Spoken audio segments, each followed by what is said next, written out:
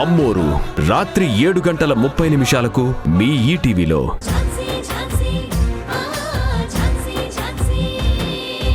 వాడు జైలుకి వెళ్తున్న విషయం టీవీలో రాగానే కమల కళ్ళు తిరిగి పడిపోయింది.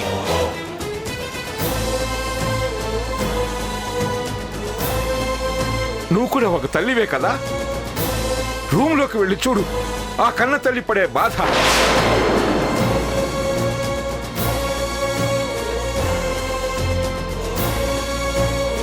ఒక్కసారి వెళ్ళి చూడు తన పరిస్థితి ఎలా ఉందో.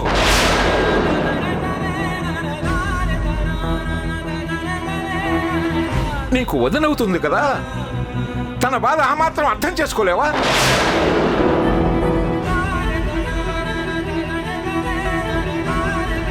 అదే నీ కొడుకు జరిగితే నీకెలా ఉంటుంది? ఇప్పుడు నీ కొడుకని మీరెలా అంటున్నారు? వాడు మీకు మనవడే కదా. అంటే ఏంటి, ఇప్పుడు నేను వాడిని వేరు చేసి చూస్తున్నానంటావా? వాడినే కాదు, మా ముగ్గురిని అలానే చూస్తున్నారు, చిన్న చూపుతో చూస్తున్నారు.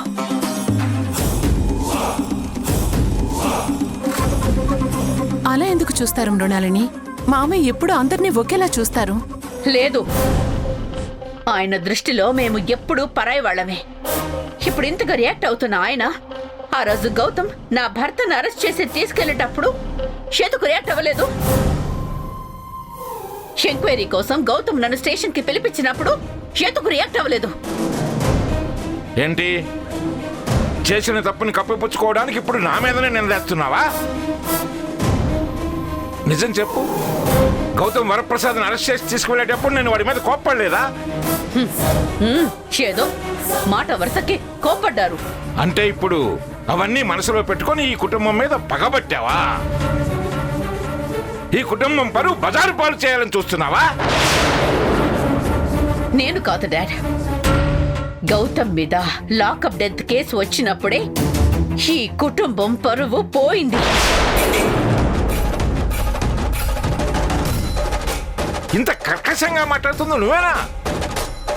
ఏ దయ్యం పట్టిందో నీకు?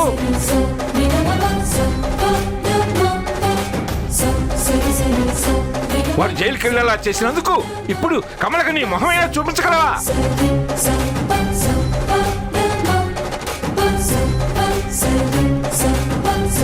అసలు నీకు కొంచెమైనా సిగ్గుగా తల తీసేసినట్లుగా అనిపించడం లేదా? మొహం చూపించలేనంత తప్పు నేనేం చేయలేదు డాడ్. నువ్వు చేసిన తప్పుని సమర్థించుకోక మృణాలిని. నీకది ప్రొఫెషన్ అనుకుంటే నిజంగానే గౌతమ్ తప్పు చేశాడా లేదా, నిజానిజాలు ఏంటి అని వాడి తరపున వాదించాలి.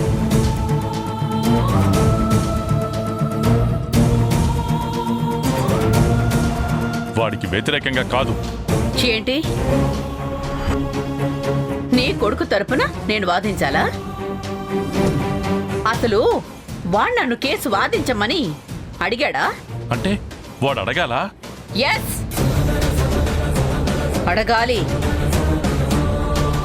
నీ కొడుకు వచ్చి అడిగితే కాపాడే ప్రయత్నం చేసేదాన్ని, కానీ వాడు నన్ను అడగలేదే.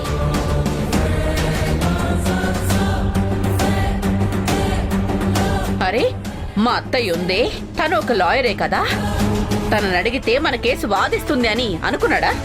లేదే. కనీసం నా దగ్గరకు వచ్చి సలహాలైనా అడిగాడా? లేదే. అసలు వాడు నన్ను ఒక లాయర్ గానే గుర్తించట్లేదు, ఇంకా ఎలా అడుగుతాడు? వాడు మాత్రం వాడిష్టారాజ్యంగా కేసు వకాల్తానామా ఆ ఝాన్సీకి సైన్ చేసి ఇవ్వచ్చు, కానీ నేను మాత్రం వేరొకరి కేసు వాదించకూడదు. ఇదెక్కడ న్యాయం డాడ్?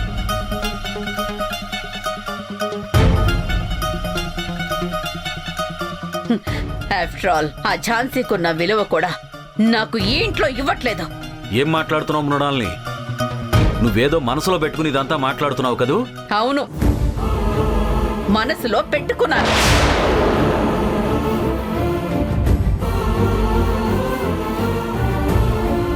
ఇల్లరిక ఉంటున్నందుకు మా ఆయనంటే చులకన.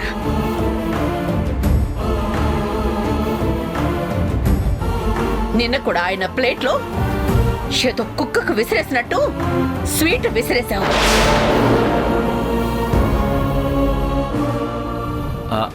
అదేదో సరదాగా విసిరాను.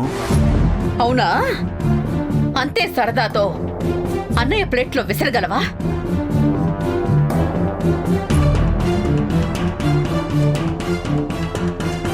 డాడీ ప్లేట్లో విసరగలవా?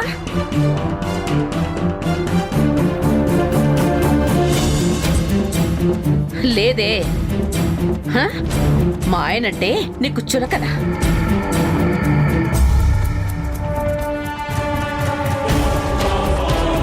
బయటెక్కడో ఉండి చదువుకుంటున్నాడని నా కొడుకంటే చులకన.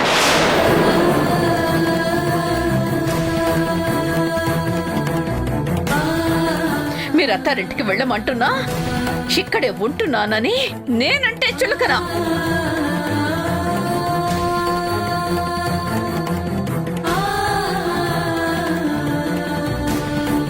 డాడ్,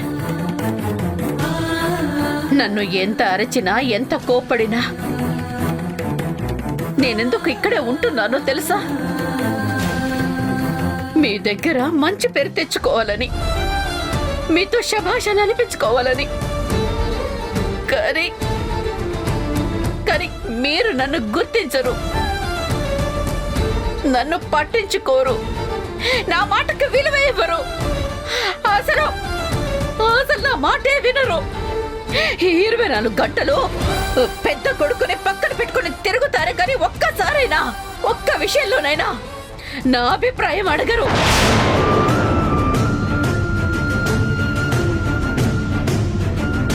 నేనంటే అంత లోకువ.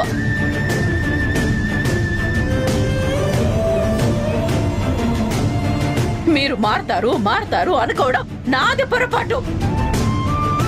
మీరు మారరు, ఈ జన్మలో మారరు.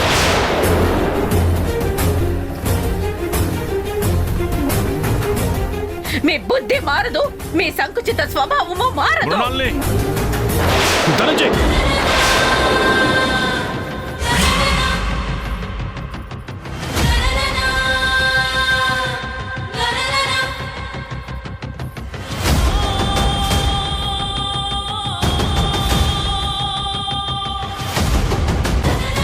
ఓహో, నన్ను కొట్టడానికి కూడా సిద్ధమయ్యావన్నమాట.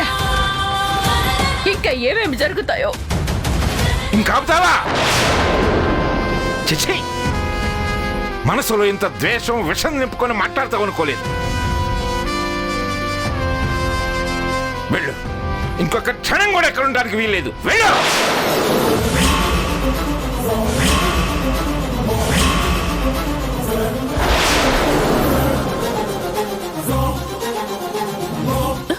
నాన్న,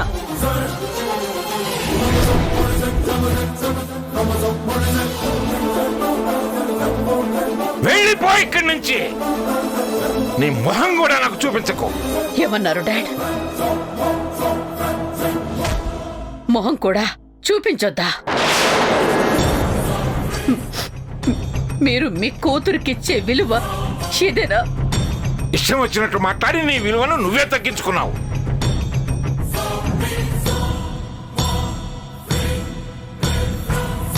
నేను ఆడవాళ్ళు వంటగదికి మాత్రమే పరిమితం అంటాను, కానీ నువ్వు అందుకు కూడా పనికిరావు.